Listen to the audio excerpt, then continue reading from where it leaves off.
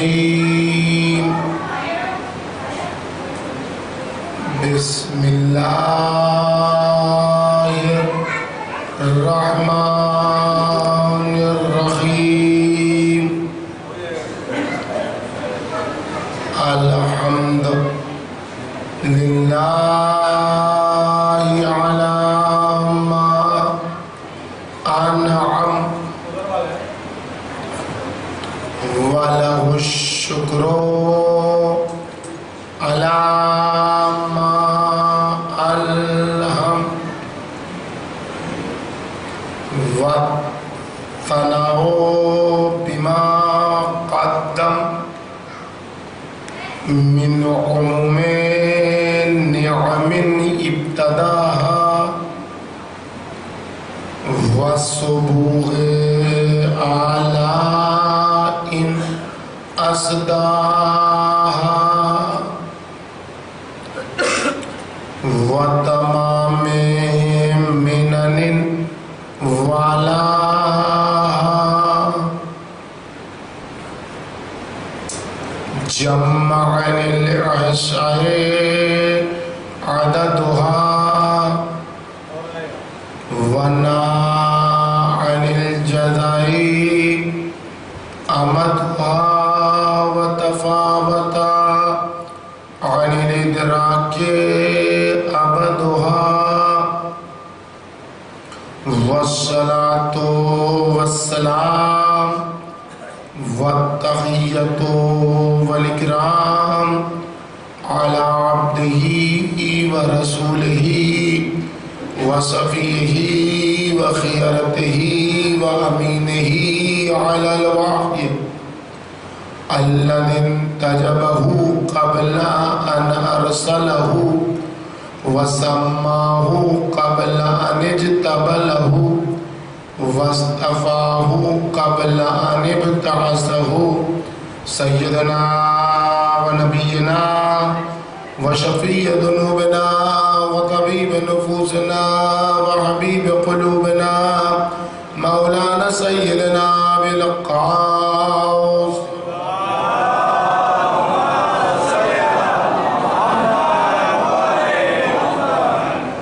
وعلى بنته وبضعته وشجنته والروح التي بين جنبيه التي يقال في السماء النورية السماوية الحانية الراضية المرضية المجتهدة المعتهدة مقهورة حقها مغصوبة إرثها مرغوطة ظلها فاطمة الزهراء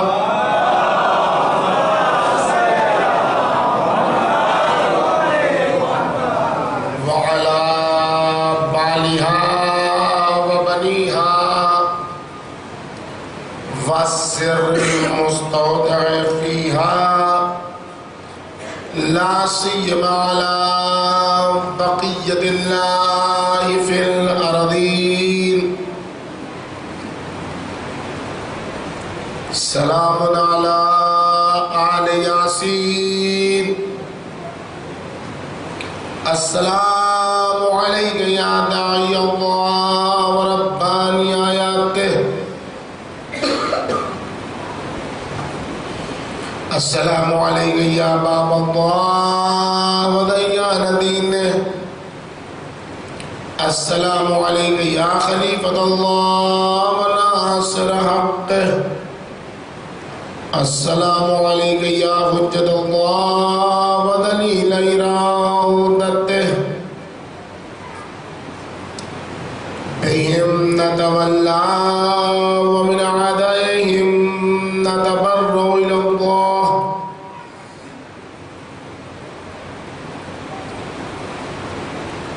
أما بعد فقد قال سبحانه وتعالى في محكم كتابه ومتقن بيانه وقوله الحق یا ایھا الذین آمنوا کونوا قوامین للہ شہداء بالقسط ولا یجرمنکم شنآن قوم علی الا تعدلوا اعدلوا هو اقرب للتقوى واتقوا اللہ ان اللہ خبیر بما تعملون.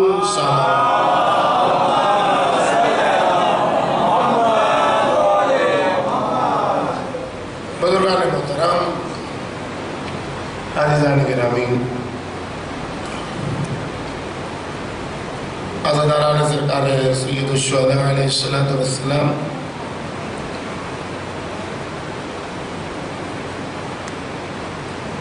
کل کی تاریخ جو گزری وہ امام زین العابدین علیہ السلام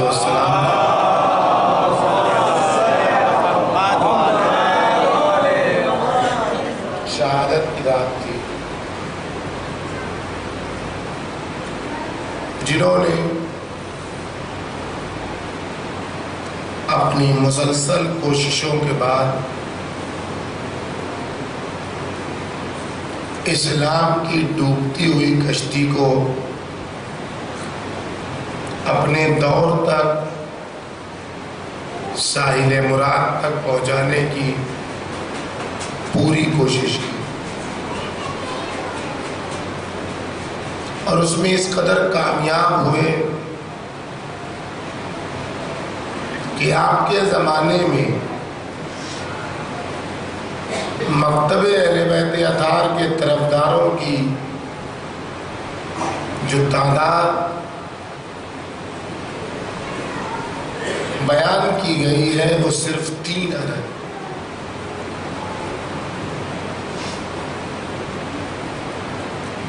کربلا کے بعد اہل بیت اطہار کے وہ چاہنے والے جنہیں شیعہ کہا جا سکتا ہے وہ صرف اور صرف 3 عدد تھے.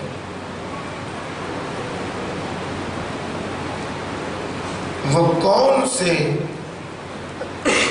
عظیم الشان کارنامے امام علیہ السلام نے انجام دیے زمینی حقیقتوں کی صورت میں، نعرے بازی اور سیلوگن اور تقریر کے ذریعے نہیں، بلکہ عملی میدان میں آ کر کون سے کرشمے انجام دیے جس کے نتیجے میں 5ویں اور 6ٹھے امام کے دور میں اپنے اور غیر ملا کر 4000 فقط علمی شاگرد تھے، 4000 اسٹوڈنٹس تھے کہ جو اس بات پر فخر کرتے تھے کہ ہم نے جعفر ابن محمد، ہم نے محمد ابن علی علیہ السلام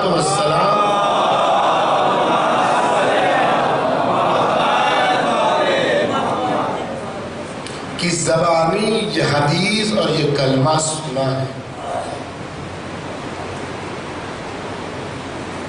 وہ کون سے کارنامے تھے جن کی ضرورت ہر زمانے میں ہے،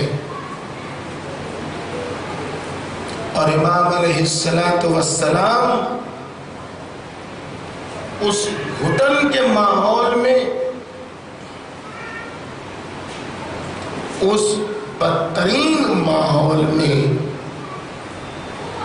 یہ پیغام ہر انسان کو دے کر چلے گئے کہ اگر تم نے پیغام حق دنیا تک پہنچانے کا بیڑا اٹھایا ہے تو ناسازگار حالات اور مخالف ماحول تمہارا کچھ بھی بگاڑ نہیں سکتے ہیں، بشرطے کہ تمہیں اللہ پر بھروسہ. اگر اللہ پر بھروسہ رکھ کے تم نے قدم اٹھایا ہے تو تمہیں کوئی بھی ہزارہا نقصان پہنچانے کے باوجود تمہارے مقصد کو تم سے چھین نہیں سکتا ہے. تمہارا ایم اور تمہارا گول جو تم نے اللہ کی طرف سے اپنے لیے معین کیا ہے اس کو کوئی تم سے نہیں چھین سکتا ہے اگر اللہ بھروسہ. اور اگر مقصد دیکھنا ہے کہ وہ مقصد جو خدا چاہتا ہے وہ کون سا مقصد ہے، کس مقصد کو میدان عمل میں اس حد تک لانا ہے کہ وہ کردار سماج و معاشرے کا ایسا حصہ بن جائے کہ جس کے بغیر سماج کا جینا مشکل ہو جائے. وہ کون سی چیز ہے کہ وہ چیز اگر مل جائے تو انسانیت کو اپنی کھوئی ہوئی دولت مل جائے. وہ چیز جس کے لیے سارے مطالب، ساری زحمتیں، ساری محنتیں، ساری عبادتیں جس چیز کے لیے ہے وہ ایک ہے، وہ بس ایک ہے، اور اس کا نام ہے عدالت، اس کا نام ہے انصاف. عدالت وہ انسانیت کا کھویا ہوا انمول ہیرا ہے جس کی تگ و دو میں ہر وقت انسانیت رواں دواں ہے. دوڑ رہی ہے انسانیت اپنے اس ہیرے کو تلاش کرنے کے لیے کہ جس کی کوئی قیمت نہیں لگا سکتا. عدالت وہ چشمہ آب ہے، وہ میٹھے اور خوشگوار پانی کا کنارہ ہے جس کی تلاش میں پیاسی انسانیت دوڑ رہی ہے اور آج تک دوڑ رہی ہے اور دوڑتی رہے گی. اس لیے کہ جب تک کہ پیاس بجھے گی نہیں اس وقت تک جب پانی کا راستہ بتایا جائے گا، پانی کے چشمے کی طرف اشارہ کیا جائے گا تو پیاسا اس پانی کی طرف دوڑے گا. لیکن مشکل یہ ہے کہ انسان اتنا پیاسا ہے کہ جو سراب بھی بتا دیتا ہے اس کی طرف بھی دوڑ جاتا ہے. سراب کسے کہتے ہیں؟ اب تو اردو بولنا بھی مشکل ہو گیا ہے. اب تو اردو بولنا بھی ہے 1 گھنٹے کی بجائے 1.5 گھنٹہ اسی میں ہو جاتی ہے کہ لفظ کی توضیح پیش کی. کوئی زبان ایسا نہیں کہ ہندی بھی لوگ بہت اچھی جانتے ہیں، ہندی ذرا سخت بول دیجیے لیکن یہ والی ہندی تھوڑی چلے گی. وہ ایسا ہو گیا. بہرحال سراب اس جھوٹ کو کہتے ہیں جس پر سچائی کا دھوکہ ہوتا ہے. پہاڑوں پر ایسا ہوتا ہے کہ دور سے لگتا ہے پانی ہے، ریت جب دھوپ میں چمکنے لگتی ہے تو لگتا ہے کہ پانی ہے، لیکن جیسے جیسے انسان قریب پہنچتا ہے اس کے چمکتے ہوئے ریت کے ٹیلے تک تو وہاں پہنچو سے معلوم ہوتا ہے کہ یہ تو ایک نئی پیاس میں اضافہ ہو گیا. دوڑتے دوڑتے جب پہنچے تو جتنی تھی پیاس اس سے زیادہ بڑھ گئی، اس لیے کہ ابھی تک تو پیاسے تھے، برداشت کی طرف دھوپ میں دوڑے پانی کی تلاش میں، تو وہاں پہنچے تو اور تو چندہ ہو گئی پیاس، اور زیادہ ہو گئی پیاس.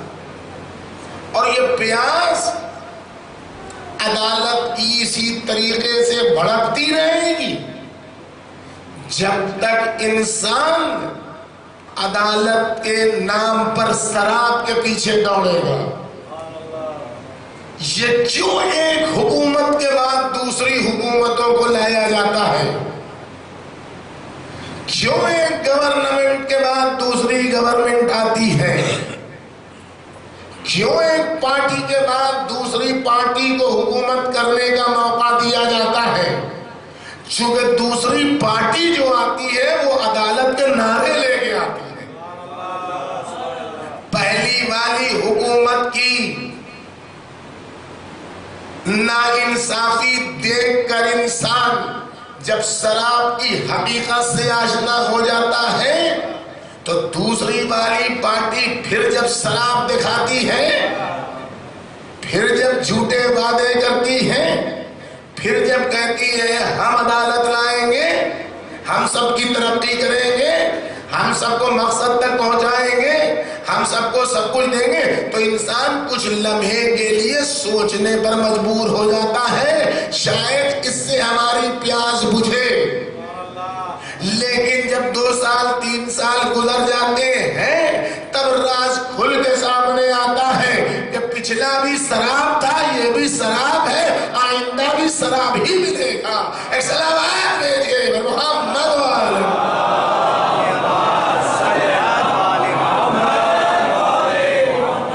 کیوں؟ اس لیے کہ یہ جتنی عدالتیں ہیں، جتنے انصاف کے ڈھنڈورا پیٹنے والے ہیں، یہ سب نعرے میں تو عدالت دکھاتے ہیں، زمینی حقیقتوں پر عدالت پیش کرنے والا کوئی نہیں. اور عدالت تقریروں میں نہیں ہے، عدالت نعرے اور سلوگن میں نہیں ہے، عدالت اونچے اونچے بیان میں نہیں ہے، عدالت زمینی حقیقتوں کا نام ہے. عدالت جب تک کہ کردار میں نہیں آئے گی اس وقت تک عدالت پھیل نہیں سکتی ہے. اور عدالت پھیلانے کے لیے سب سے بڑی شرط یہ ہے کہ جس نے بیڑا اٹھایا ہے عدالت پھیلانے کا وہ پہلے خود انصاف پسند ہو، تب دوسروں کو انصاف کی دعوت دے. صلوات بھیجیے محمد والے محمد.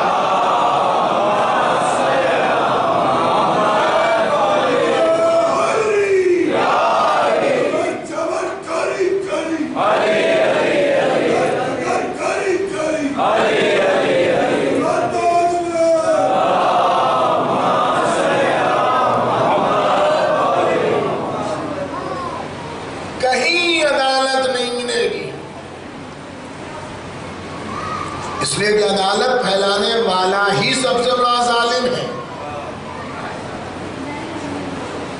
تو جس کے پاس خود ذاتی طور پر عدالت نہ ہو، انصاف سے عاری ہو، وہ دوسروں کو انصاف کیا سکھائے گا؟ لہذا عدالت وہاں ملے گی جہاں ہزاروں قربانیوں کے باوجود بھی عدالت کا دامن نہیں چھوڑا جاتا، جہاں اپنے آپ کو ٹکڑے ٹکڑے کر دیے جانے کے باوجود بھی عدالت کا دامن نہیں چھوڑتا. امام زین العابدین علیہ السلام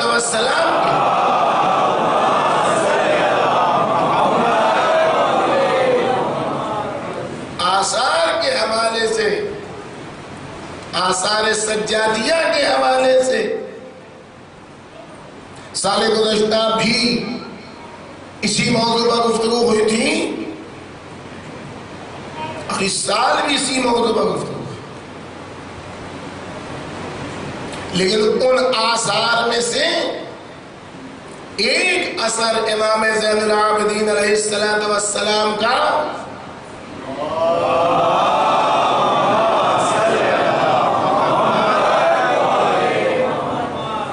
ترویج و تبلیغ عدالت میں امام زین العابدین علیہ السلام کا کردار کیا تھا۔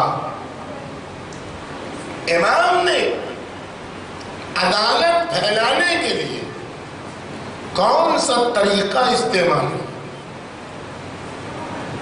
اور کس طریقے سے وہ عناصر بتائے جن کے ذریعے سے عدالت پھیلتی ہے، وہ کون سی چیزیں ہیں جو عدالت کی راہ میں رکاوٹ بنتی ہیں، اور وہ کون سی چیزیں ہیں جن کی بنیاد پر عدالت آگے بڑھتی ہے اور عدالت پھیلتے پھیلتے ایسی ہو جاتی ہے کہ پھر کسی سے کہنے کی ضرورت نہیں پڑتی کہ یہ عدالت ہے اور یہ ظلم ہے، بلکہ لوگ اس طریقے سے عدالت کے گرویدہ ہو جاتے ہیں، عاشق ہو جاتے ہیں کہ جیسے بن کہے سردی اور گرمی گھروں میں داخل ہو جاتی ہے، ویسے ہی عدالت لوگوں کے شعور اور لوگوں کے دلوں میں داخل ہو جاتی ہے۔ امام زین العابدین علیہ السلام کے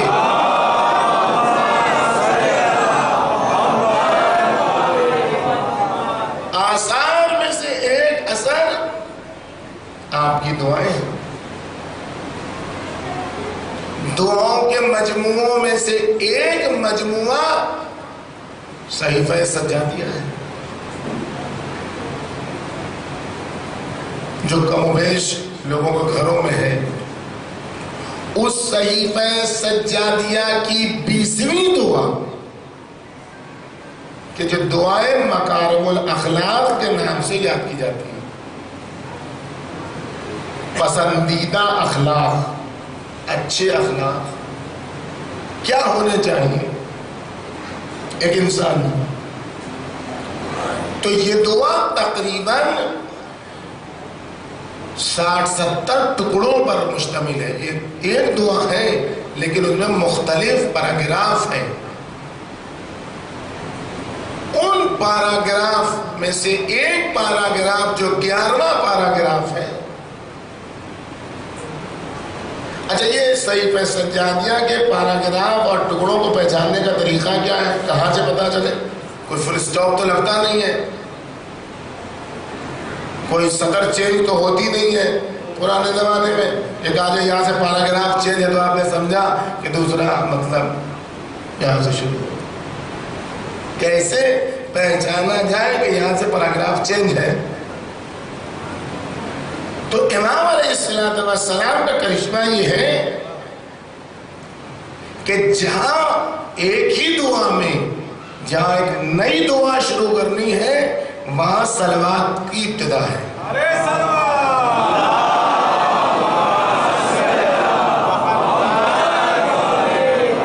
صحیفے کی زیادہ تر دعاؤں میں آپ کو یہ ملے گا کہ جہاں دعاؤں میں خود ایک دعا شروع ہوتی ہے تو صلوات سے، اور اس کے بعد ہر دعا کا جو ٹکڑا نیا ہوتا ہے نئی دعا کے لیے تو وہاں پھر ایک صلوات ہے۔ یہ آپ نے بآسانی سن لیا اور ایک صلوات بھیج دیا آپ نے، لیکن جن ماحول میں یہ دعا ایجاد کی گئی ہے، یہ دعا خدا کی بارگاہ میں ہاتھ پھیلا کر کی گئی ہے، ان ماحول کو اگر مد نظر رکھیے اور پھر صلوات کو دیکھیے اور پھر صلوات کی اہمیت پر توجہ دیجئے تو آپ کو سمجھ میں آئے گا کہ امام زین العابدین کی شجاعت پیکر وجود کا نام تھا۔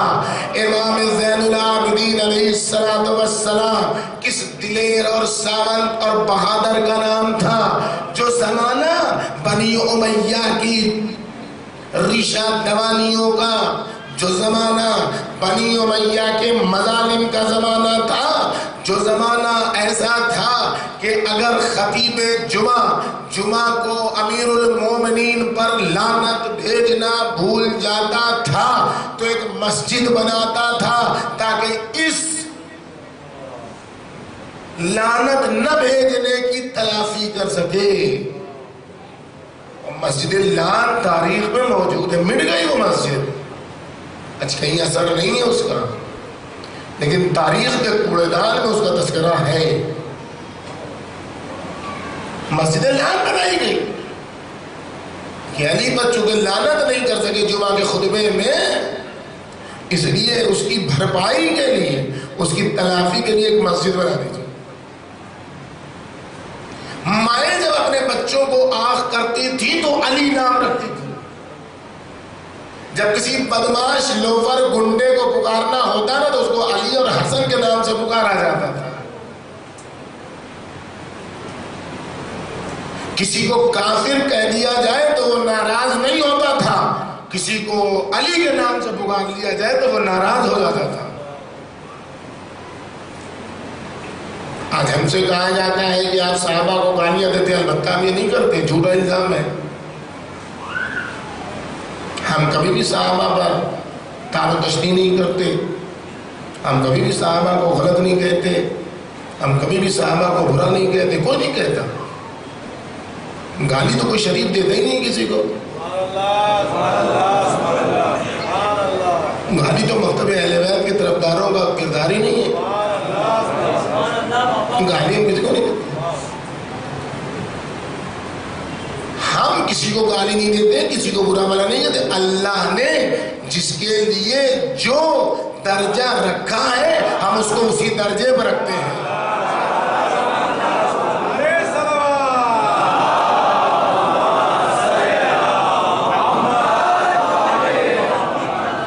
جو اللہ کو ستائے، جو اس کے رسول کو ستائے، قرآن نے جو اس کو لقب دیا ہے اسی لقب سے ہم یاد کرتے ہیں، جس کو جو قرآن نے لقب دیا، ان الذین یؤذون اللہ، جو لوگ اللہ اور اس کے رسول کو اذیت پہنچاتے ہیں ان پر خدا کی، رسول کی، فرشتوں کی لعنت ہے۔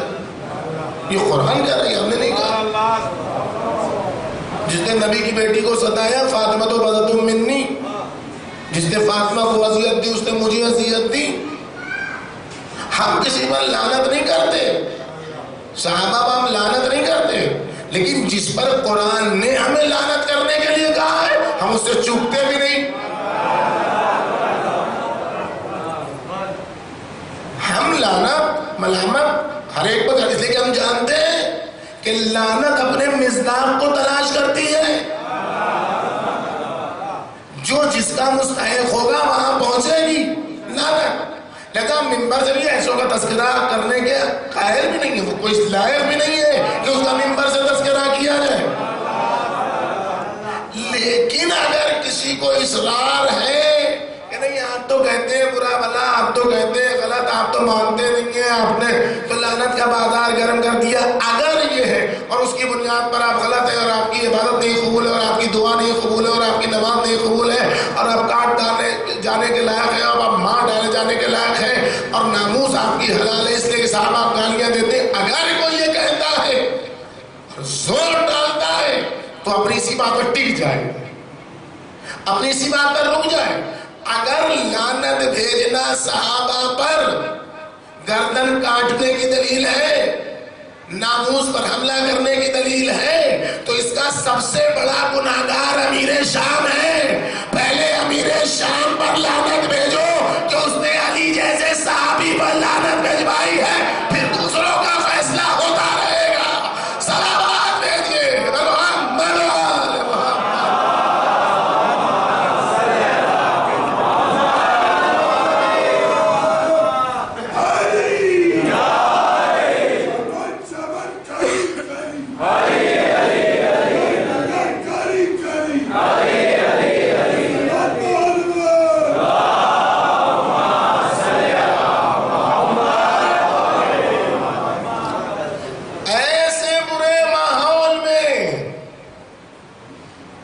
جہاں علی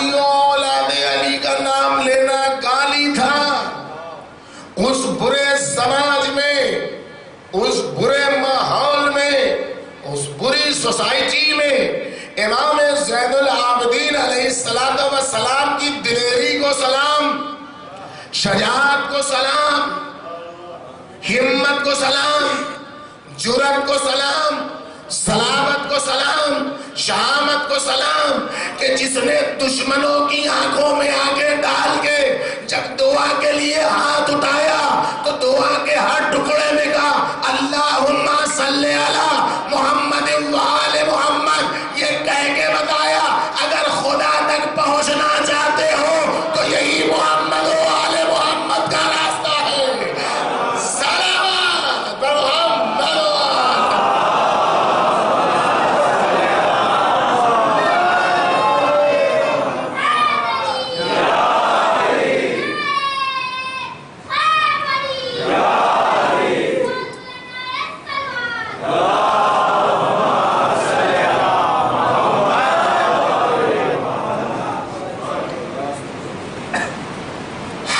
و شروع ہوتی ہے تو درود و سلام جس ذریعے سے دنیا کے سامنے آشکار اگر پیغام آگے بڑھ سکتا ہے کسی بھی چیز کا تو سلامات کا۔ اور اب اسی روش پر عمل کرتے ہوئے دعائے مکارم الاخلاق کی 11ویں فراز میں 11ویں ٹکڑے میں 11ویں پیراگراف میں جو آپ کو سمجھ میں کیا فرماتے ہیں؟ عدالت کو استعمال کرنا ہے تو عدالت ایک عمارت کا نام ہے،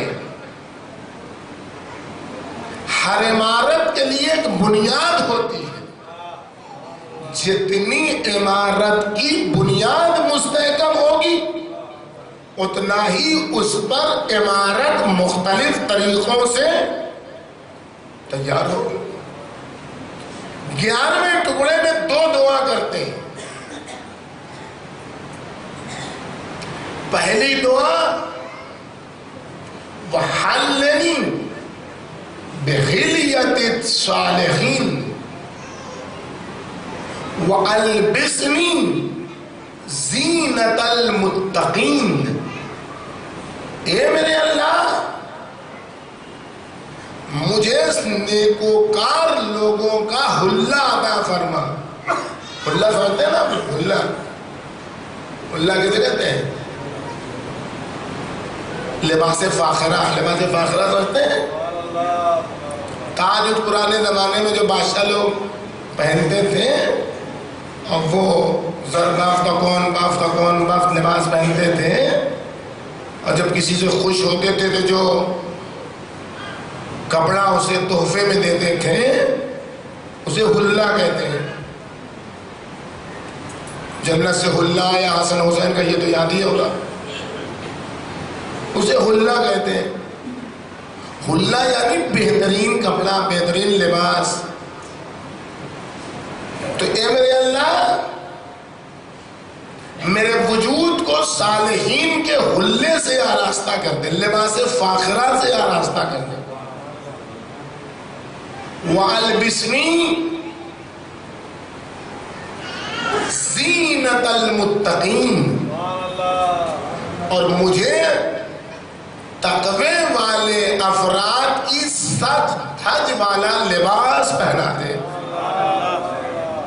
وہ لوگ وہ والا لباس جو متقین پہنتے ہیں، بڑی سج دھج کے ساتھ، بہت بن ٹھن کے، جو متقین جو والا لباس پہنتے ہیں تقوی کا، سج سمر کے جب تقوی کو لے کے آتے ہیں تو وہ والا سج دھج والا لباس مجھے عطا کر دے۔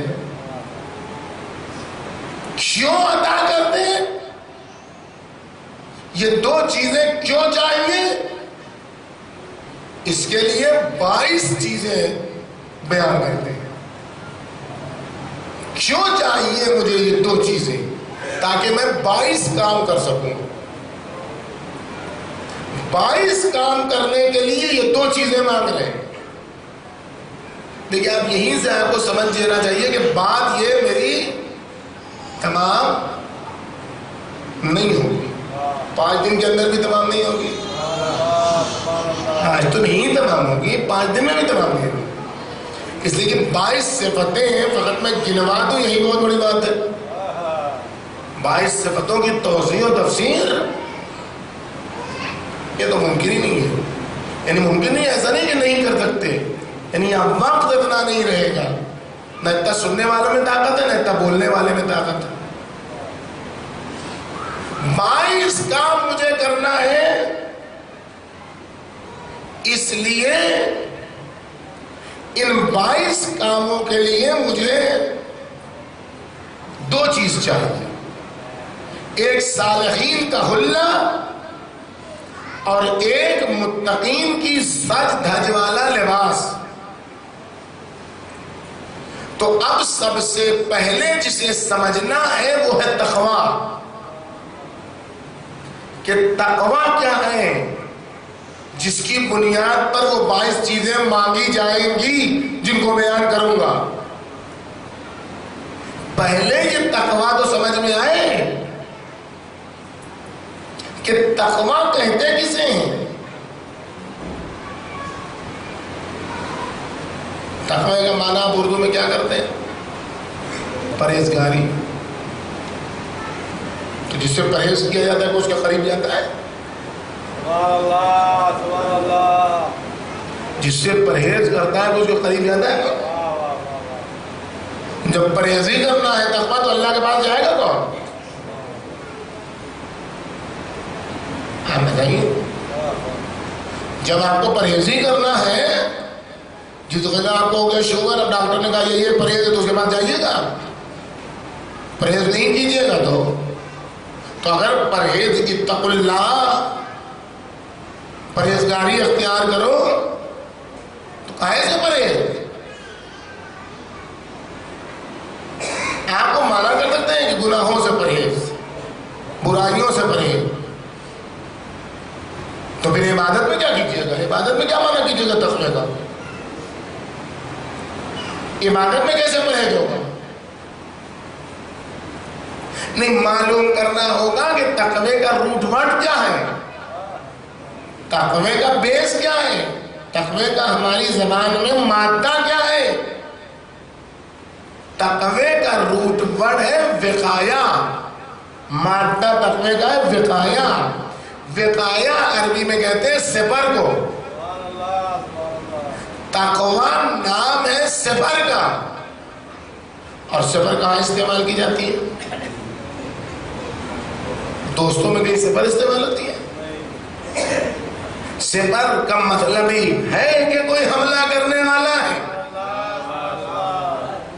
کوئی حملہ کرنے والا ہے، ہم سے ہماری جان چھیننے والا ہے، ہم سے ہماری روح چھیننے والا ہے، ہم سے ہماری حقیقت چھیننے والا ہے۔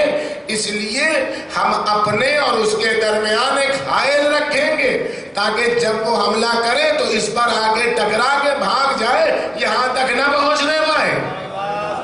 یہی تو ہوتی ہے سپر، اور کیا ہوتی ہے سپر؟ سپر نام ہے دشمن سے محافظت کا، یعنی وہ چیزیں جو ہمارا دشمن انجام دے کر ہمیں اللہ سے دور کرنا چاہتا ہے، ہم اس کے مقابلے میں کچھ ایسی سپر تیار کر دیں کہ وہ سپر ہر وقت تیار رہے اور ہم اللہ کی طرف بڑھتے رہے۔ تو سپر اٹھانے کے لیے طاقت چاہیے یا نہیں چاہیے؟ یوں ہی ہاتھ کڑکڑاتا رہے گا سپر اٹھ جائے گی، کلائی میں دم نہیں ہوگا سپر اٹھ جائے گی، سانسیں اپنی جگہ پر نہیں ہوگی سپر اٹھ جائے گی۔ سپر اٹھانے کے لیے بھی تو طاقت چاہیے، جیسی سپر ویسی طاقت ہے، جیسی سپر ویسی طاقت۔ جو حملہ کرنے والا اگر سامنے سے آ رہا ہو تو سامنے سے حملے کا جواب ہے، لیکن اگر دشمن ایسا ہو کہ وہ تو ہمیں دیکھ رہا ہے، ہم اسے دیکھ ہی نہیں پاتے۔ دشمن کی اگر کوالٹی یہ ہے کہ وہ ہمیں دیکھ لیتا ہے لیکن ہم اسے دیکھ ہی نہیں پاتے، تو آپ کیا کیجئے گا؟ اب آپ جتنی محنت کر لیجئے کوئی اثر نہیں ہوگا۔ آپ سپر لیے رہیے ایسے، وہ آئے گا ایسے۔ جدھر سے چاروں طرف جب اس نے دعویٰ کر دیا ہے کہ ہم چاروں طرف سے گھیر کے ماریں گے، تو اب تو چاروں طرف سپر لگانی ہوگی۔ تو چار ہاتھ تو ہے نہیں آپ کے، تو اب ایسے دشمن سے مقابلے کے لیے کوئی معمولی سپر کام نہیں کرے گی، کوئی معمولی ہمت کام نہیں کرے گی، کوئی معمولی طاقت کام نہیں کرے گی، کوئی معمولی شجاعت و دلیری نہیں چاہیے، بلکہ اس کے لیے غیر معمولی صلاحیت، غیر معمولی شجاعت، ایکسٹرا آرڈینری ایبلٹی چاہیے، تاکہ اس کے ذریعے سے دشمن کا مقابلہ کر سکیں۔ ایسا دشمن جو ہمیں دیکھ رہا ہے ہم اسے نہیں دیکھ پا رہے ہیں، اس کے لیے کوئی لکڑی کی سپر کام نہیں کرے گی، بلکہ اس کی سپر کے لیے، اس سے بچنے کے لیے اس کے قتل کرنے کے اسٹائل کو سمجھنا ہوگا کہ وہ کن اسٹائل سے حملہ کرتا ہے، اس کے حملہ کرنے کا طریقہ کیا ہے۔ جب وہ طریقہ معلوم ہو جائے گا تو جو بھی اس اسٹائل سے آئے گا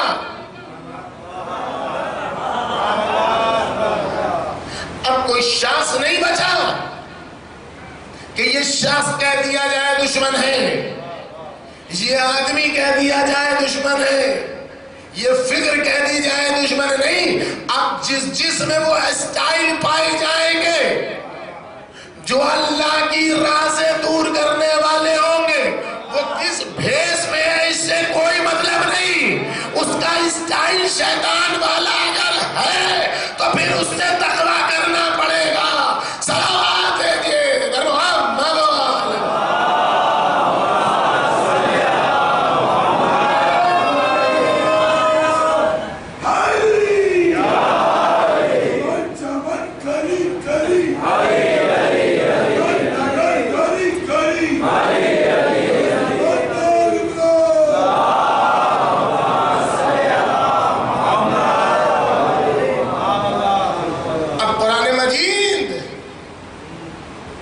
سپر رکھنے کو کوئی ہم نے تو کہا نہیں کہ آپ پوچھے بھائی سپر رکھنے والوں کی کوالٹی کیا ہے، اس نے کہا ہے مالک نے دشمن سے بچنے کے لیے سپر کا نام اس نے تقویٰ رکھا ہے، تو وہ بتائے گا کوالٹی کیا ہے۔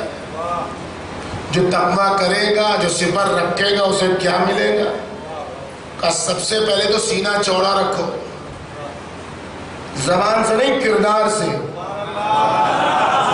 بول کے نہیں کہ میرا سینہ بہت چوڑا ہے بہت چوڑا، وہ سب کچھ نہیں ہوتا ہے، میدان عمل میں پتہ چلتا ہے کہ 36 انچ کا ہے کہ 52 انچ کا ہے کہ 150 انچ کا ہے۔ سب سے پہلے قرآن مجید نے کیا فرمایا؟ دیکھو تقویٰ کوئی کھلونا نہیں ہے کہ بچے کھیل لیں، ان تصبروا وتتقوا، اگر تم صبر کرو، صبر بھی تقوی میں آتا ہے، وتتقوا، تقوی اختیار کرو، فإن ذلك من عزم الامور، یہ بڑے حوصلے کا کام ہے، یہ بڑی ہمت کا کام ہے، یہ بڑی شجاعت کا کام ہے۔ دشمن کا اسٹائل کیا ہے؟ مکر و فریب، قید۔ دشمن کبھی بھی سیدھے راستے سے نہیں آتے تھے، کچھ سیدھا ہی نہیں۔ دشمن اگر سیدھا ہو سیدھا بن کے آتا ہے، سیدھا ہوتا نہیں ہے، اس لیے کہ سیدھا راستہ تو ایک ہی ہے، اہدنا الصراط المستقیم۔ اب وہ جا کے بیٹھتا بھی نہیں ہے ٹیڑھے راستے پر، وہاں تو ٹیڑھا کر ہی چکا ہے، بیٹھتا بھی ہے تو صراط مستقیم پر، تاکہ چلنے والوں کو دھوکہ ہو کہ یہ بھی صراط مستقیم ہے۔ لہذا وہ مکر کے ذریعے سے، مکاری کے ذریعے سے، عیاری کے ذریعے سے، سازش کے ذریعے سے، بھیس بدلنے کے ذریعے سے، چہرہ بدلنے کے ذریعے سے وہی بولے گا جو تمہیں پسند ہے، وہ کرے گا جو خدا کو ناپسند ہے۔ زبان تمہاری بولے گا، کرے گا وہ جو مخالف ہوگا تمہارے مقصد کے۔ تو اب ایسے کے لیے کیا کرو گے؟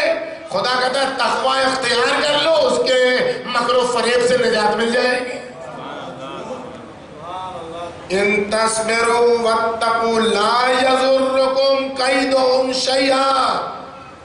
دیکھو اگر تم تقوی اختیار کر لو تو ان کا مکر و فریب تمہیں ذرہ برابر نقصان نہیں پہنچائے گا۔ ان کا مکر، یہ مثال سے میں پہلی بار نہیں دے رہا ہوں، اس سے پہلے بھی دے چکا ہوں۔ تقوی کی بنیاد پر مکر و فریب و عیاری و مکاری و سازش نقصان کیوں نہیں پہنچائے گی؟ کیوں نہیں نقصان پہنچائے گی؟ کیا ہو جائے گا؟ پرانے زمانے میں 20 سال 25 سال 30 سال اور اس سے پہلے دیکھ لیجیے، 30 سال پہلے کی بات دیکھ لیجیے، اور جو ہم سے بزرگ ہیں وہ اور پہلے کی بات بتائیں گے، آج سے 50 سال پہلے کی بات، جن کی 50 سال پہلے شادی ہوئی وہ بتائیں گے کہ اس وقت ولادت کے وقت کتنی موتیں ہوتی تھی، زچہ بھی بچہ بھی۔ کیوں ہوتی تھی؟ اس کو پولیو ہو گیا، بیکار ہو گیا، اس کو خسرہ ہو گیا، اس کو ٹٹنس ہو گیا، اس کو فلاں ہو گیا، اس کو فلاں ہو گیا، بات ختم ہو گئی۔ اب ادھر 50 سال کے بعد سے ادھر 10 سال 20 سال کے اندر میں آپ ذرا معلوم کیجئے کہ ولادت کے وقت کتنی موتیں ہوتی ہیں، کتنے % کم ہوئی موت، اب کتنے % کم ہوا ہے پولیو اور اس قسم کی چیزیں۔ کیا ہوا تھا اور کیا ہوا؟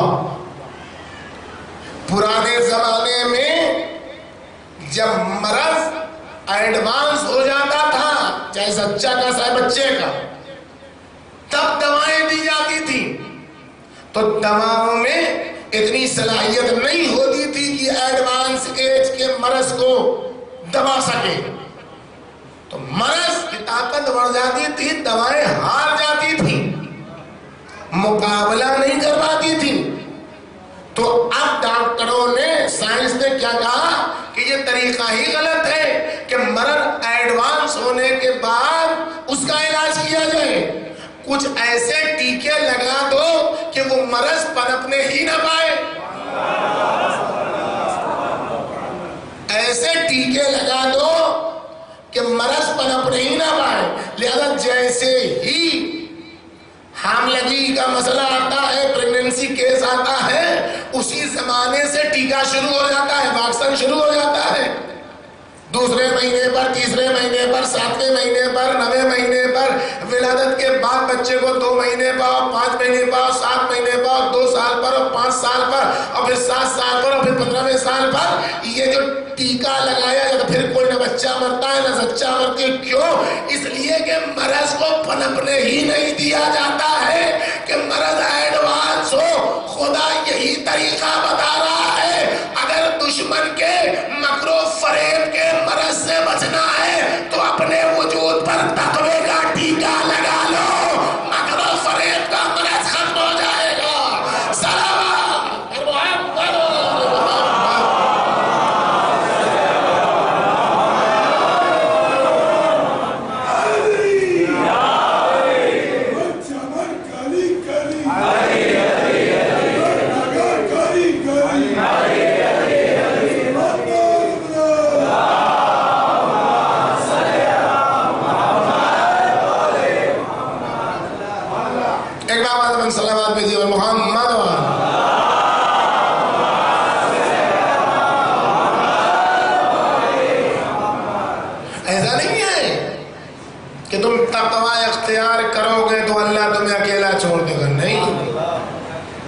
ایسا نہیں ہے، تم اکیلے نہیں رہو گے، جو تیسری دولت تمہیں ملے گی وہ یہ کہ اللہ تمہاری مدد کرے گا۔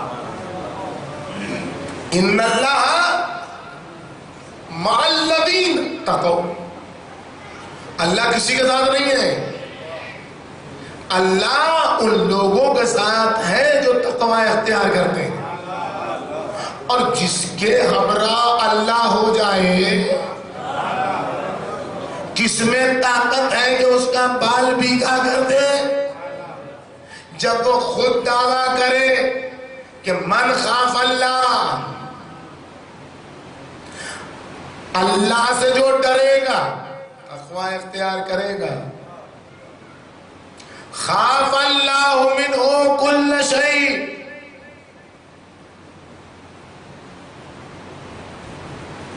جو اللہ سے ڈرے گا نہ حکومت سے ڈرے گا، نہ سرحد سے، نہ دولت سے، نہ طاقت سے، نہ دبنگوں سے، نہ کنڈوں سے، نہ بدماشوں سے، نہ ان سے، نہ ان سے، نہ دھمکی دینے والوں سے، نہ قتل کرنے والوں سے، نہ قتل کی دھمکی دے، سب سے کسی سے نہیں ڈرے گا، صرف اللہ سے ڈرے گا۔ تو اللہ کیا کرے گا؟ اللہ کیا کرے گا؟ من خاف اللہ، جو اللہ سے ڈرے گا، خاف اللہ منہ کل شیء، اللہ اس سے سب کو ڈرائے گا۔ ومن لم یخف اللہ، جو اللہ کو چھوڑ کے سب سے، کہ ہم اللہ ہی سے نہیں ڈرتے، جو اللہ سے نہیں ڈرے گا، ہر ایک کی جی حضوری کے لیے، ہر ایک کو راضی رکھنے کے لیے، جو اللہ سے نہیں ڈرے گا، اللہ کیا کرے گا اس کے ساتھ؟ خافہ اللہ منہ کل شیء، خافہ اللہ من کل شیء، اللہ اس کو سب سے ڈرائے گا۔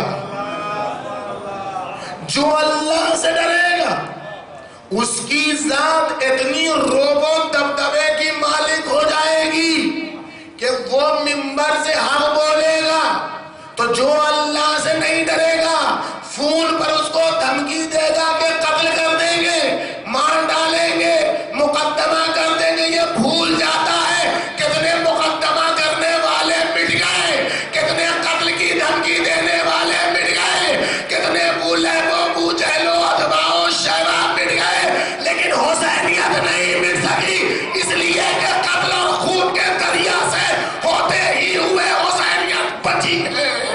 سلام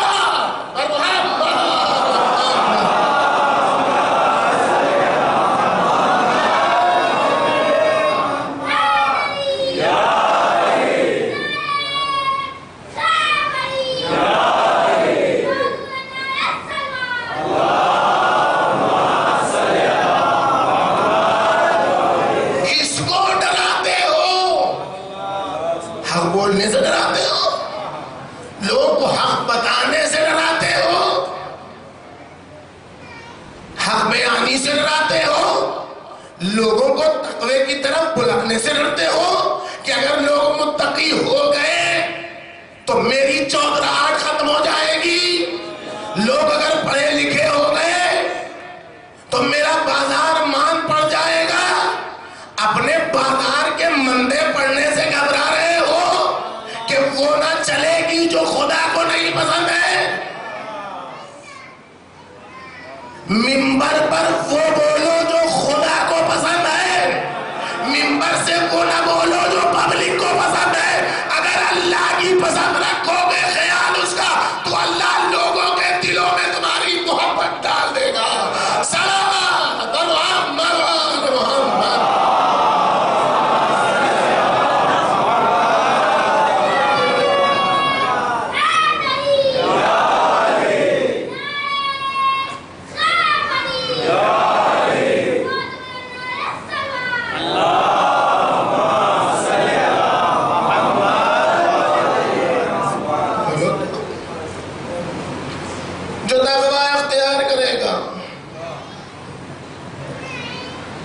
اللہ اس کی مدد کرے گا، اللہ ان کے ساتھ ہے۔ جو تقوی اختیار کرے گا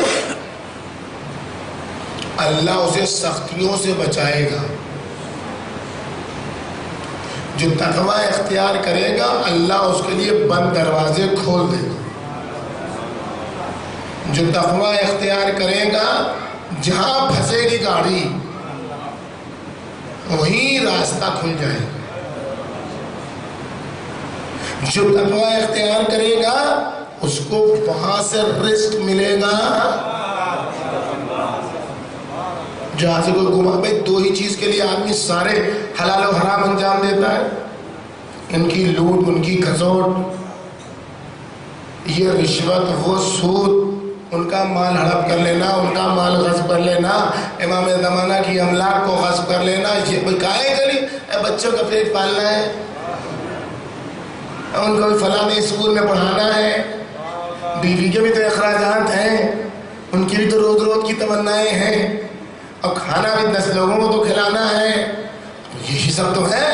اب اگر وہ جو مل رہا ہے اس میں چلائے تو اپنا ہی چلانا مشکل ہو جائے گا، تو اب دوسروں کا کیا، بچہ کیسے، بھائی منتھلی 5,000 10,000 فیس دینی پڑتی ہے، اب کہاں سے آئے گی، اور پھر ان کے لیے جو ہے ساری چیزیں آپ جوڑ لیجیے کتنی ہم توسیع دیں، ساری چیز اس لیے تاکہ رزق رہے، روزی چلتی رہے، کھانا پینا چلتا رہے۔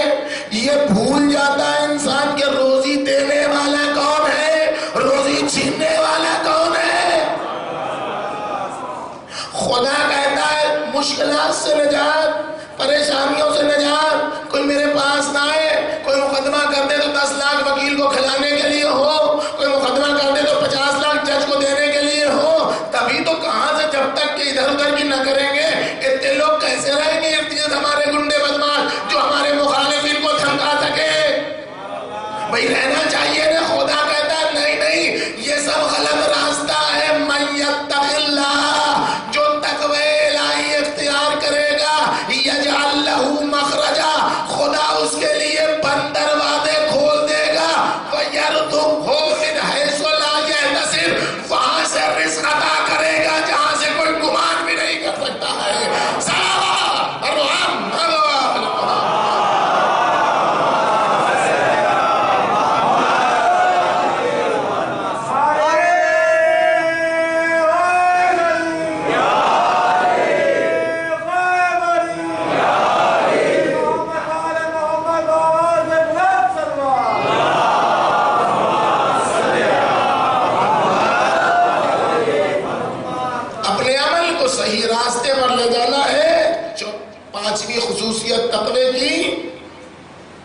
صحیح راستے پر اصلاح کرنی ہے اپنے عمل کی، دیکھنا ہے صحیح ہے کہ نہیں ہے، تو تقوی اختیار کرو۔ تم تقوی اختیار کرو گے تو خدا تمہاری کمیوں کو پورا کر دے گا۔ یا ایھا الذین آمنوا اتقوا اللہ، ایسا ایمان ایمان تقوی اختیار کرو۔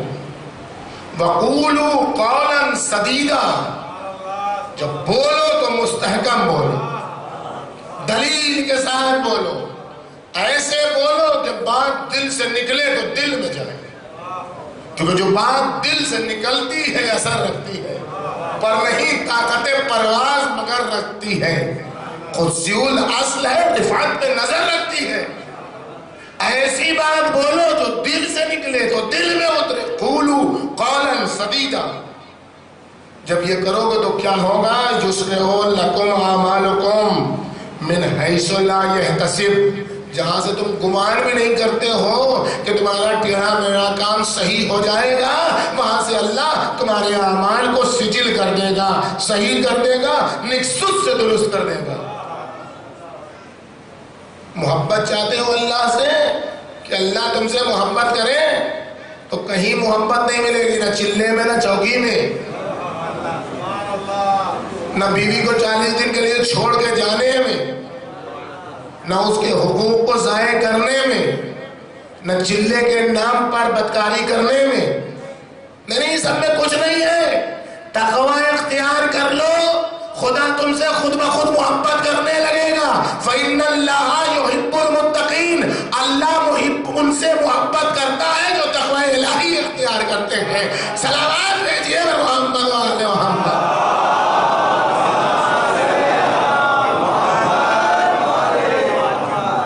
اعمال قبول کروانا ہے تو تقوی الہی اختیار کرو. اعمال کی قبولیت کا مزاج بڑا مشکل ہے. کبھی پہلے آسمان سے، کبھی دوسرے آسمان سے، کبھی تیسرے آسمان سے، اور کبھی کبھی تو ساتویں آسمان سے اعمال پلٹ جاتے ہیں کہ یہ قبول نہیں ہو. تو پھر کیسے قبول کرایا جائے اعمال کا؟ ایک راستہ ہے، انما یتقبل اللہ من المتقین. اللہ تو عمل قبول کرتا ہے تو فقط اس کا کہ جو متقی ہو. دینا کمال نہیں ہے کہ کسی فقیر کو دے دیا، کسی غریب کو دے دیا. کہاں سے دے رہے ہو یہ کمال ہے.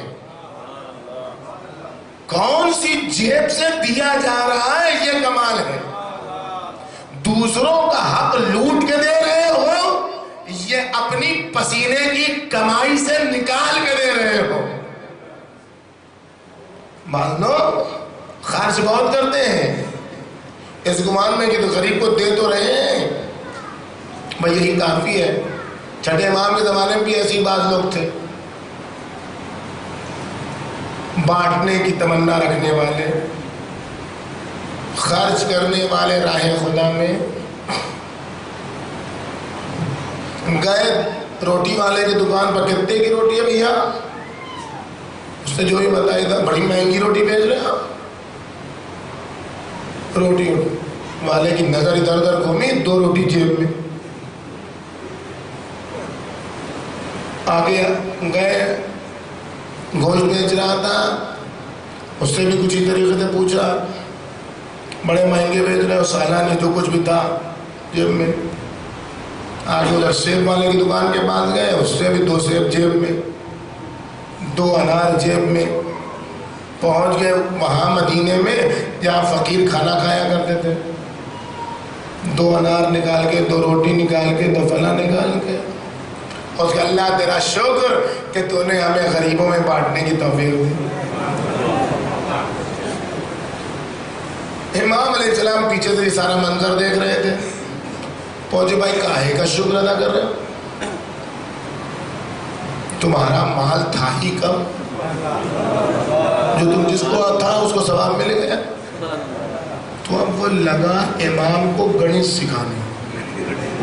بات لوگ ہے نا، بعض لوگ ہیں جو رہنماؤں کو گنت سکھاتے ہیں.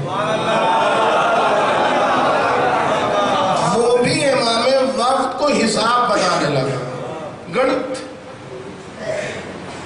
کاری کیسی باتیں کر رہے ہیں؟ قرآن میں لکھا تو ہے ایک گناہ کا ایک ادا، ایک نیکی کا 10. ہم نے 4 گناہ کیے، 4 جگہ سے چوری کی، میرے 4 گناہ ہوئے. 4 جگہ ہم نے فقیر کو کھلایا تو 40 میں کتنے بچے ہمارے؟ 36 تو بچی گئے مولا. لیکن کتنے اچھے نہیں تھے. اب آپ جواب دیجیے. گنت حسین سکھائی جاتی ہے. جو حسین پر رونے والے کی شکل بنائے جنت واجب، حدیث غلط ہو رہی ہے. وہ قرآن کی آیت غلط ہو رہی ہے کہ جس نے ایک دیا فلہ اشر امثالہا، 10 برابر نے ایک گناہ کیا تو 1 سزا. یہ باتیں غلط ہو رہی ہیں. لیکن یہ گنت سکھانے والا ہے اس کی نیت خراب ہے. یہ نیت خراب والا امام کو گنت سکھا رہا ہے. جیسے اس نے امام کو حساب سکھایا ویسے امام نے کہا تم قرآن کی دوسری آیت بھول گئے. قرآن کہتا ہے انما یتقبل اللہ من المتقین، اللہ فقط متقین کے اعمال قبول کرتا ہے. تم نے جب چوری کر لی تو تقوی باقی کہاں رہا جو اللہ عمل قبول کرے گا. سلام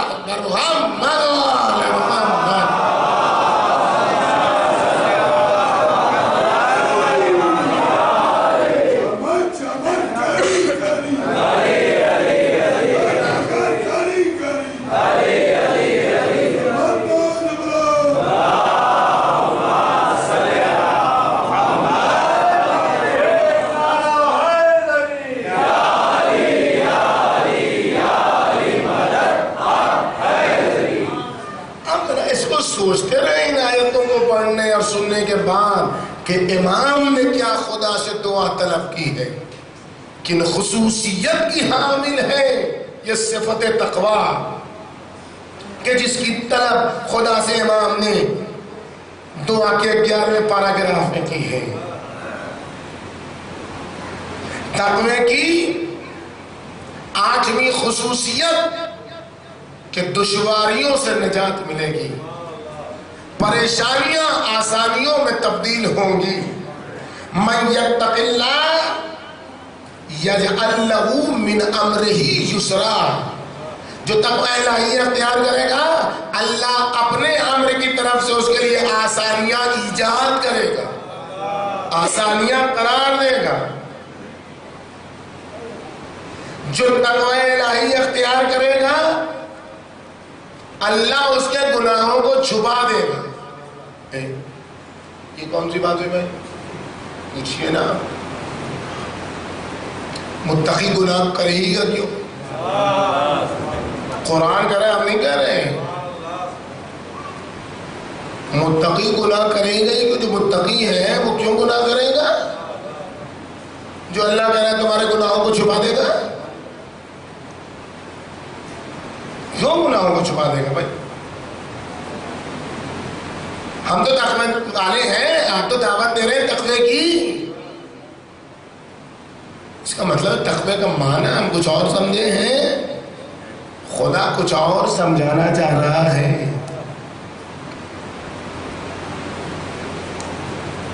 ابن عباس نے ایک دن تقوی کی تعریف کی کہ تقوی یہ ہے کہ انسان ریشمی کپڑا پہنے ہو اور کانٹے دار درختوں کے درمیان سے گزر جائے اور اس کے ریشمی کپڑے پر ہلکی سی خراش بھی نہ آئے۔ ریشمی کپڑا پہنے اور کانٹے دار جھاڑیوں سے گزر رہا ہو اور ایک ہلکی سی خراش بھی نہ آئے۔ شدہ خبر پہنچی امیر المومنین کا،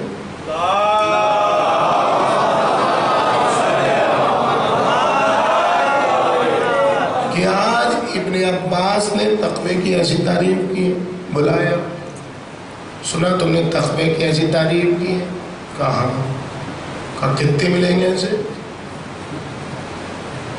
یہ جو تعریف تم نے تقوی کی بیان کر دی، ایسے تقوی والے کتنے ملیں گے ابن عباس؟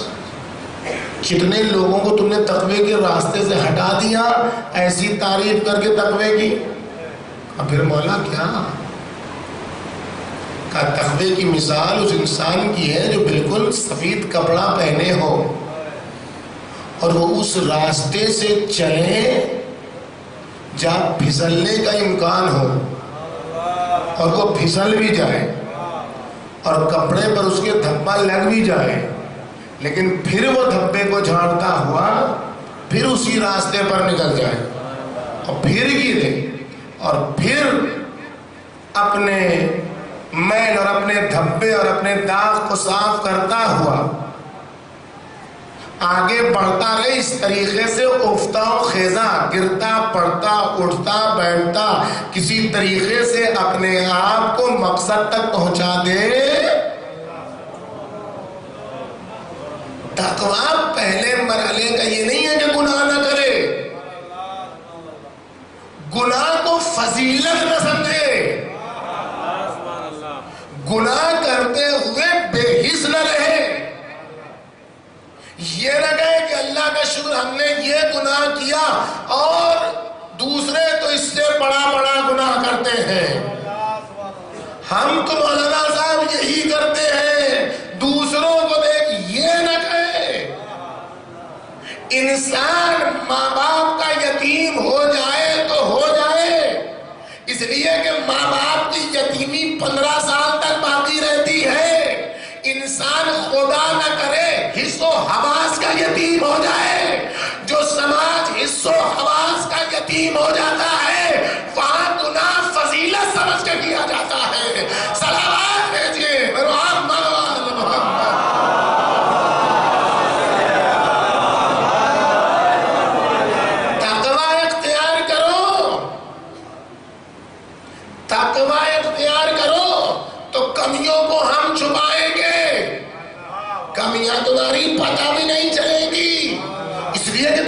راستے پر نکل چکے ہو.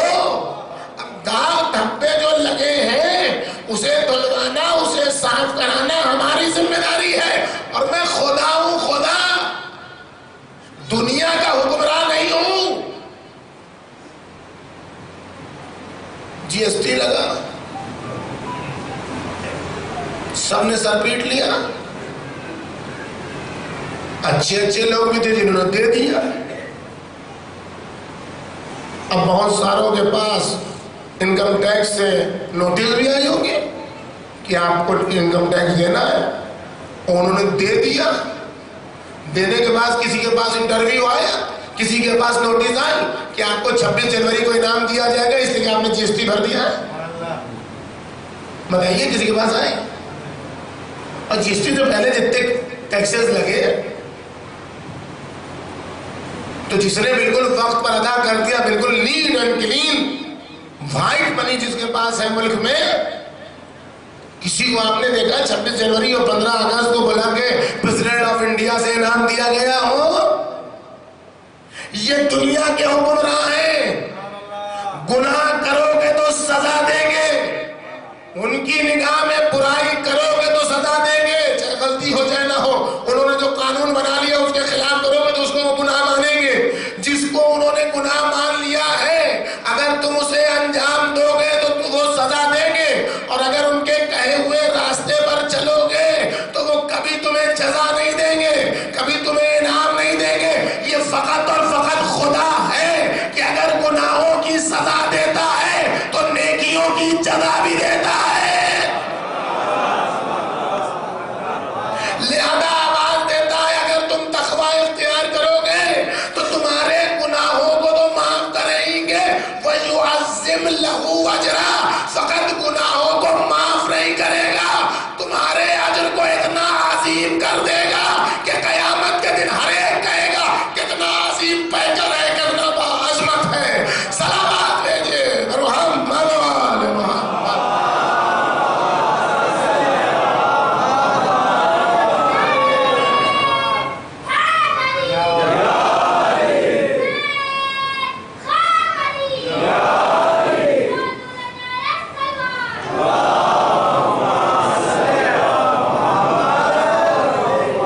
کون ہے جو دنیا میں ناکام رہنا چاہتا ہے؟ کوئی ہے؟ کوئی ہاتھ اٹھائے گا کہ ہم دنیا میں ناکام رہنا چاہتے ہیں؟ آدمی ہاتھ اٹھا دے گا؟ کوئی نہیں ہاتھ اٹھائے گا کہ ہم دنیا میں ناکام رہنا چاہتے ہیں، لیکن پھر بھی ناکام رہ جاتا ہے. کیوں ناکام رہ جاتا ہے؟ اس لیے کامیابی کا جو راستہ ہے اس راستے سے الٹا چل رہا ہے. قرآن کہتا ہے دیکھو اگر کامیابی چاہتے ہو تو تقوی اختیار کر لو. اتقوا اللہ لعلکم تفلحون. تقوی اختیار کر لو، امید ہے کہ اللہ تمہیں کامیابی عطا کر دے گا. جو کامیابی خدا عطا کرتا ہے اس میں ناکامی کبھی نہیں ہوتی، اور جو کامیابی دنیا عطا کرتی ہے اس میں ناکامیابی ہو کے رہتی ہے. صلوات بھیجیے محمد وآل محمد.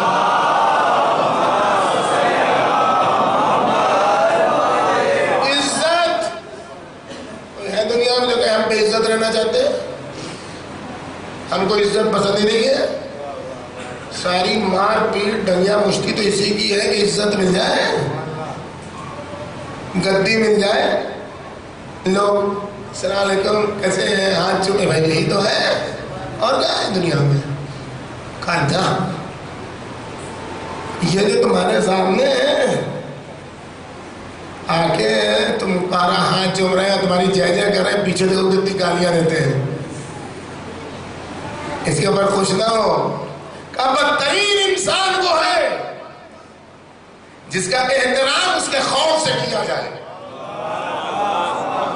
بدترین انسان وہ ہے جس کا احترام اس کے شر سے بچنے کے لیے کیا جائے. بھیا سلام کر لو ورنہ اس کے پلے کون پڑے گا.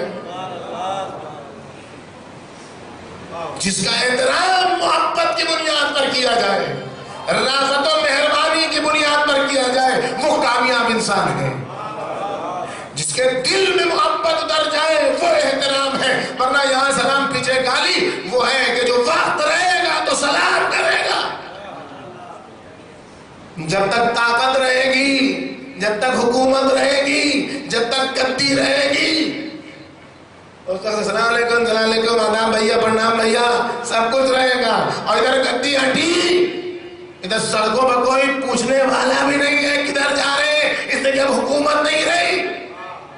لیکن جو دلوں پر حکومت کرتے ہیں، جب ہارون الرشید نے 7ویں امام سے کہا آنتا امام الرافضہ،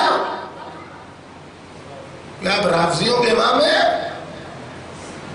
تو کچھ لوگوں کو جواب ہی نہیں دیا جاتا. بیوقوفوں کو جواب دینا خود ہی بیوقوف ہونے کی علامت ہے. اس کا اگر جواب دیتے ہاں یا نہیں تو وہ جواب کے لائق ہو جاتا. اس کو جواب ہی نہیں دیا، اس کی بات ہے، پلٹ دیا بات کو کہ انتا امام الخصوم انا امام القلوب، میں دلوں کا امام ہوں، تو تلواروں کا امام ہے.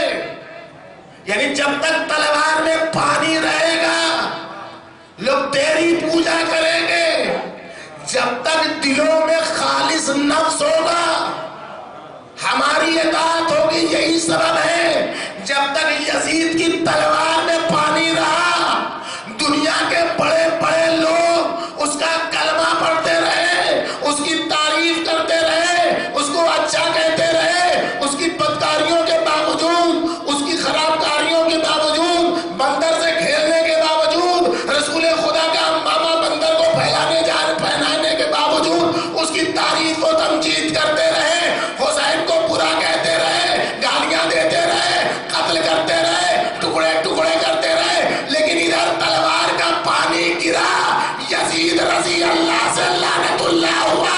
لیکن کل سے لے کر آج تک جس کے دل میں انسانیت کا دل ہے اس کے دل میں حسینیت کی محبت ہے.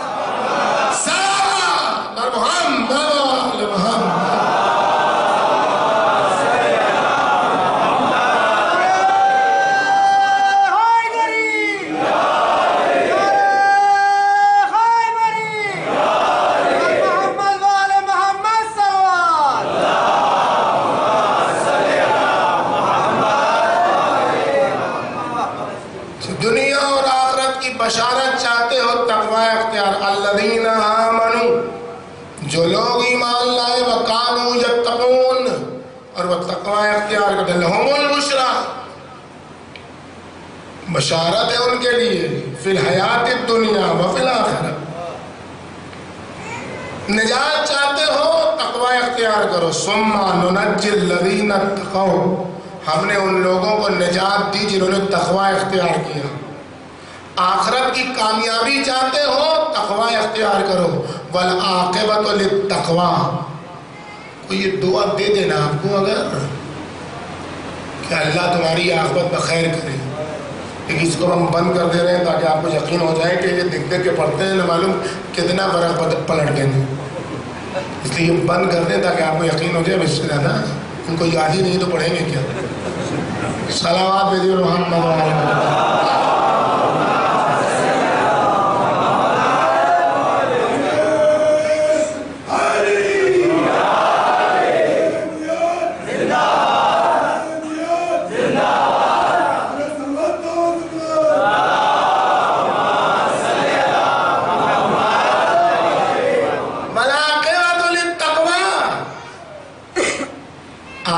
بخیری تو بس متقین کے لیے. کوئی اگر آپ کو یہ دعا دے دینا کبھی کہ اللہ تمہارا خاتمہ بخیر کرے، جیسے اللہ ضمانت لے رہا ہے ویسے اگر کوئی دعا یہ دے دے آپ کو کبھی تو اس کا ہاتھ چوم لیجئے گا، اس کے لبوں کو چوم لیجئے گا، اس لیے کہ اس سے اچھی کوئی دعا ہی نہیں ہے، اس سے بہتر کوئی دعا ہی نہیں ہے. جو آپ سے محبت کرتا ہوگا وہ آپ کو یہی دعا دے گا. تمام انبیاء کی اللہ سے یہی دعا ہے. موضوع نہیں ہے احمد، ورنہ آپ کے سامنے عرض کرتا، آپ تقوی کے تناظر میں سن لیجیے. تمام انبیاء نے دعا کی اللہ سے اپنے حق میں، وہ عاقبت بخیری کی. تمام اصفیاء نے، تمام اولیاء نے، تمام صدیقین نے، تمام شہداء نے، تمام صلحاء نے، جس نے بھی دعا کی اللہ سے وہ یہی کہ خدایا عاقبت بخیر ہو، خاتمہ بخیر ہو. اس لیے اسی کی ضمانت نہیں ہے، اسی کی ضمانت نہیں ہے. آج آپ اچھے ہیں، کل کی یعنی ہم اچھے ہیں، بالفرض اگر اچھے ہیں ہم تو آج اچھے ہیں، کل کی کوئی ضمانت نہیں ہے کہ اچھے رہیں کہ نہیں رہیں گے۔ ابو ذر سے جب کسی نے کہا بتاؤ میرے بارے میں تمہارا کیا نظریہ، میں کیسا ہوں، تو ابو ذر نے کہا ابھی نہیں بتائیں گے، مرنے کا وقت آنے دو، اس وقت بتائیں گے۔ کہا بھائی ابھی بتا دو، ابھی تو اچھے اچھے کام کرتے۔ کہا نہیں، پیغمبر نے فرمایا بنی آدم کا ایمان پتیلی میں، دیگچی میں، دیگ میں کھولتے ہوئے پانی کی طرح ہے، جب تک پانی ابلتا رہے کھولتا رہے کوئی فیصلہ نہیں ہو سکتا کتنا بچے گا کتنا گرے گا۔ جب پانی ابل کے بیٹھ جائے تب بتائیں گے کتنا بچا۔ تو پہلے سے، اور پیغمبر اکرم لوگ بڑا ناز کرتے ہیں کہ ہم لوگ تو مریں گے تو شہید ہی مریں گے، اس لیے کہ رسول اللہ نے فرمایا من ماتا، ایسی شرط لگائی ہے پیغمبر اکرم نے، کہنا تو یہ چاہیے تو مناشا، ہماری فکر کے مطابق، جو کم فکر والے لوگ ہیں ہم لوگ جیسے، تو یہ کہنا چاہیے تھا کہ جو زندگی بسر کرے آل محمد کی زندگی میں محبت میں، اس کی موت آئے گی تو نہ۔ من ماتا کی بحث ہے، وہی جو ابو ذر سے کہا اسی کو اس میں کہہ دیا، مرتے دم تک محبت بچا لے جاؤ تب کرشمہ ہے، تب شہید کا درجہ ملے گا۔ اسی لیے کہا ٹکڑے ٹکڑے جسم کو کرانا آسان ہے، محبت کو موت تک لے کے چلے جانا بڑی مشکل بات ہے۔ اور کوئی ضمانت نہیں ہے عزیزوں، کوئی ضمانت نہیں ہے کہ آج کا اچھا کل کا بھی اچھا رہ جائے، اور آج کا برا کل کا برا باقی رہ جائے، نہیں، کوئی ضمانت نہیں۔ یہ تقویٰ ہے جو عاقبت بخیر کرتا ہے۔ آپ کہیں گے قصہ کہانی سنا رہے، میں قصہ کہانی کبھی نہیں سناتا۔ زبیر کا نام سنا ہے؟ زبیر بن عوام ایک تاریخ کے مطابق خدیجہ کے والد خویلد کے سگے بھائی تھے، یہ زبیر ابن عوام، سمجھ گیا؟ یہ اتنا مولائی، یہ اتنا ولایت مدار کہ پیغمبر اکرم کے بعد امیر المومنین کی حمایت میں تلوار اٹھانے والی ذات کا نام ہے زبیر،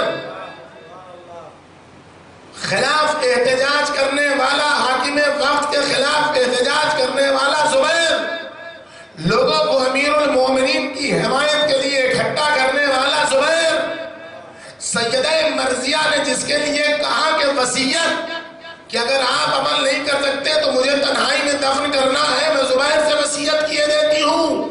جو سیدہ مرضیہ کی وصیت میں آیا وہ زبیر، جس نے شورا کے مرحلے میں علی کی حمایت میں وڈرال کیا کہ نہیں ہم نہیں جائیں گے، وہ زبیر، جو امیر المومنین کو ظاہری خلافت دلانے میں سب سے آگے رہا، وہ طلحہ کے ساتھ زبیر، ایسا جس کا مادی و حال درخشاں، لیکن جب موت آئی تو بدبان امیر المومنین لعنت کا طوق پہن کے موت آئی۔ فقط ایک دنیا کی محبت کے نتیجے میں دیکھیں کتنا درخشاں مادی، اتنا معتبر نام، علی کی محبت میں راسخ، علی کی محبت میں کھلا ملا، لیکن ایک محبت آئی دنیا کی، علی کی محبت رخصت ہوئی، ماضی کی کوئی محنت کام نہ آئی، ماضی کی کوئی محبت کام نہ آئی، بلکہ مرا تو لعنتی مرا، امیر المومنین کی زبانی لعنتی مرا، لیکن وہ جس نے لجام فرس حسینی پر ہاتھ ڈالا تھا، اس کے دل میں ایک گوشہ فاطمہ کی محبت کا تھا، تو عاقبت ایسی بغیر ہوئی کہ رومال فاطمہ تیرے زیبے گلو ہوا، صلوات جیب محمد۔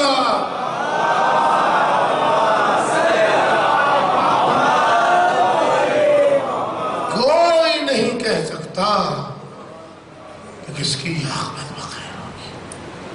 خدا خدا کرے انسان کی عاقبت بخیر ہو۔ آج بولنے والے مراد رضا، کل پتہ نہیں ہے کیا ہوگا۔ خدا خدا کرو کہ کل بھی یہی بات رہے جو آج بولی جا رہی ہے، اور اسی پر ساری محنتیں ہیں، زین العلماء کی ساری محنتیں اسی پر۔ اب آپ کو سمجھ میں تقوی کی کہ سج دھج والا لباس کیوں آنا؟ اس لیے کہ یہی سب سے عظیم بنیاد ہے، اور اسی بنیاد پر عدالت کو پھیلانا ہے، اور اسی عدالت کو پھیلانے کے لیے تقوی کے ذریعے عدالت پہلے پھیلائی ہے، تب عدالت پھیلانے کی دعا کی ہے دوسروں کے لیے۔ اب سوچے تو کبھی کیوں لقب سید الساجدین ہوا؟ کیوں سید الساجدین لقب ہوا؟ امیر المومنین سے زیادہ تو کسی نے بھی عبادت نہیں کی۔ جب کوئی آیا اور کہا مولا کتنی عبادت کیجیے گا، اللہ میرے جد کا وہ نوشتہ جس پر ان کی عبادتیں لکھی ہوئی ہیں، اور اب پلٹا اسے 2-4 ورق اب پھر بند کر دیا، یہ کہہ کر میں کہاں اور علی مرتضیٰ کی عبادت کہاں۔ لیکن اب القاب امیر المومنین تلاش کر لیجئے، 1000 سے زیادہ مل جائیں گے القاب۔ ایک ایک زیارتوں میں 200 کے آس پاس القاب مل جائیں گے، لیکن کہیں بھی آپ کو سید الساجدین نہیں ملے گا۔ کیوں نہیں ملے گا؟ کیوں انہیں کو سید الساجدین کہا گیا؟ کیا کیا انہوں نے جو یہ سید الساجدین ہو گئے؟ امام حسین کے القاب بھی ہمیں معلوم ہے۔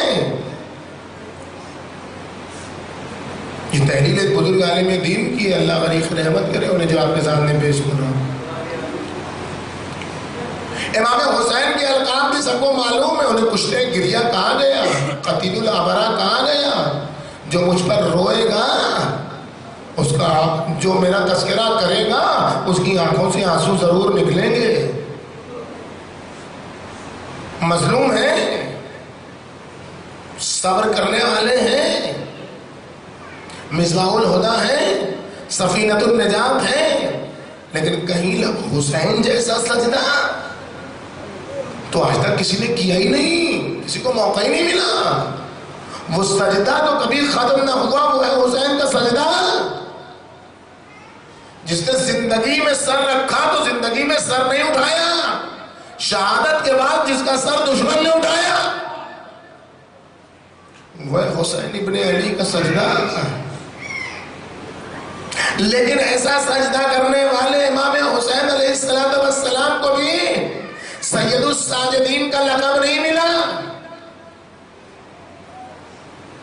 لقب ملا تو زین العلماء کو ملا، کیوں نہیں معلوم۔ شاید وہی سبب ہو جو اس بزرگ عالم دین نے بیان کیا کہ جس مرحلے پر سید سجاد نے سجدہ کیا ہے، اس مرحلے پر کسی کو سجدے کا موقع نہیں ملا۔ جس ماحول میں سید سجاد نے سجدہ کیا ہے اور توحید کو پہچانوایا ہے سجدہ کر کے، اس موقع پر کسی کو توحید پہچانوانے کا موقع نہیں ملا ہے۔ جس موقع پر سید سجاد نے دشمن کے مقابلے میں زبر رکھ کے متقی اور امام المتقین خود کو ظاہر کیا ہے، کسی کو موقع نہیں ملا ائمہ میں جیسا سید سجاد کو ملا۔ وہ کون سا موقع ہے؟ جب امامت کا پہلا سوال یہ ہے کہ بیٹا یہ بتاؤ کہ اب ایک خیمہ بچا ہے، جل کے مر جائے یا ننگے سر باہر نکل جائے؟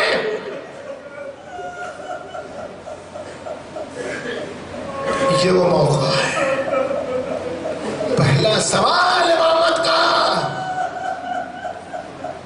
حمید ابن مسلم کہتا ہے کہ میں نے دیکھا سیلانیاں باہر نکل رہی ہیں چیختی ہوئی، فریاد کرتی ہوئی، وا حسینہ وا مظلومہ کرتی ہوئی، وا غربتہ کہتی ہوئی سیلانیاں خیمے سے بھاگ رہی ہیں، لیکن ایک بی بی کو دیکھ رہا ہوں جو بار بار خیمے میں جاتی ہے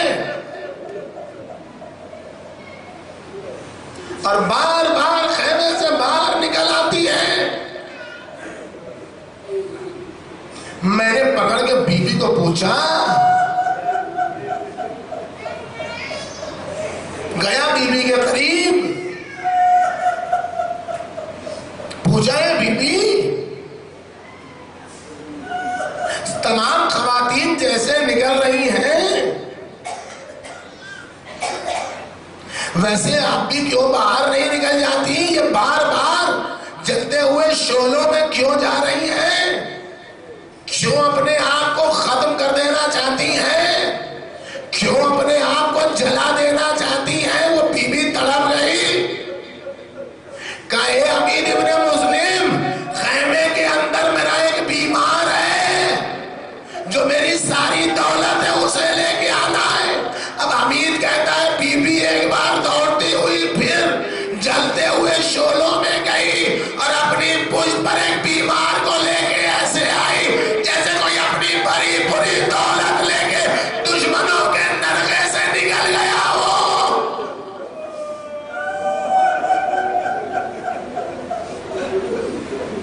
اور اب آئے زید و لبا،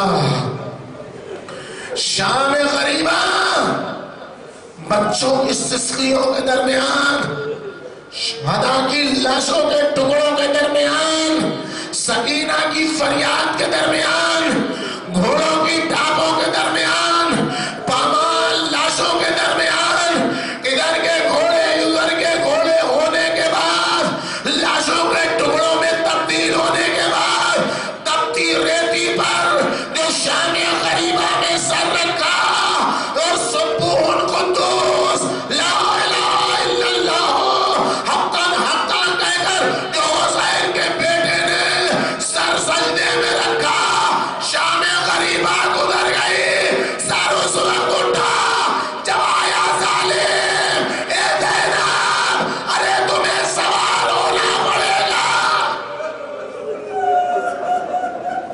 چیور ٹھہر جا، ہمیں کوئی سوار نہیں کر سکتا، ہم سوار خود ہو لیں گے۔ اور یہ کہہ کے علی کی جائی نے سب کو سوار کیا، اور سوار کرنے کے بعد وَنَظَرَتْ يَمِينًا وَشِمَالًا، دائنی طرف دیکھا بائیں طرف دیکھا، سمجھ گئی بھیا عباس یاد آ گئے، چچا عباس یاد آ گئے، پہنچے، ہتھکڑیوں کو سنبھالتے ہوئے، بیڑیوں کو سنبھالتے ہوئے پہنچے، پھوپھی اماں آج کوئی نہ ملے گا، آج میں سوار کروں گا، یہ کہہ کے سوار تو کر دیا لیکن منہ کے بل زمین پر گر گئے۔ کتنا اثر کیا تھا ان ہتھکڑیوں اور بیڑیوں نے، آپ کو معلوم ہے؟ امام زمانہ سے پوچھئے، کہتے ہیں کہ سلام ہو ان جسموں پر کہ ہتھکڑیوں اور بیڑیوں کی شدت نے جن کے جسم کے گوشت کو کھا لیا تھا، یہ کہاں معلوم ہوا؟ تاریخ عصمت میں چند جنازے ہیں زاداروں جہاں غسل دینے والا چیخ مار کے رو دیا، میں ختم ہو جیسے۔ ایک موقع سجدہ مرضیہ کا، جب علی مرتضیٰ غسل دے رہے تھے چیخ مار کے روئے، صبر کی تلقین کرنے والے علی چیخ مار کے روئے، سلمان تمہیں نہیں معلوم زہرا کے پہلو کی ہڈیاں سینوں میں بےبس ہو گئی تھی، زہرا نے مجھے خبر بھی نہ کی، اور دوسرا چیخ مار کے رونے والا وہ ہے جسے غسالہ زندان شام کی غسالہ کہ جب آئی سکینہ کو غسل دینے تو کہا اے بی بی یہ بتا دو، چیخ مار کے پوچھا اے بی بی کیا اس بچی کو کوئی مرض لگا نہیں؟ کہا پھر اس کا کرتا اس کی پیٹھ سے کیوں چپکا ہے؟ کہا کربلا سے شام تک اتنے تازیانے پڑے، اور ایک جنازہ زین العبا کا،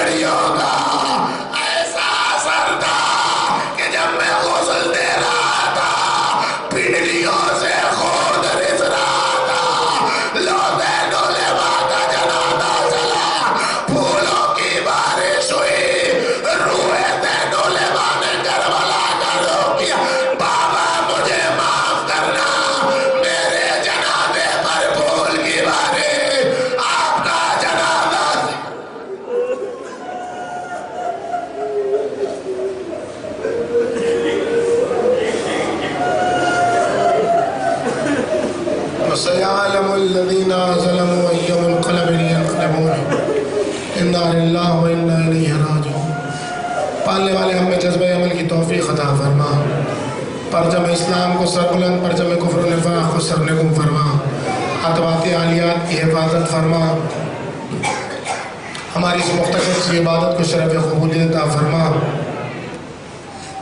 ہمارے ان آنسوؤں کو رومال سیدہ میں جگہ عطا فرما، مالک ہمارے ان آنسوؤں کو غیبت کی ظلمت کو کم کرنے کا سبب قرار دے، مولا کے ظہور میں تاجیل کا سبب قرار دے، ہم کو ان کے اعوان و انصار میں شمار فرما، تمام مومن و مومنات جو دنیا سے گزر گئے ہیں، خصوصاً حاضرین کے مرحومین و مرحومات کو آج کی شب سید سجاد کا خصوصی مہمان قرار دے، ہم سب کو مولا کے راستے پر چلنے کی توفیق عطا فرما، وآخر دعوانا الحمدللہ۔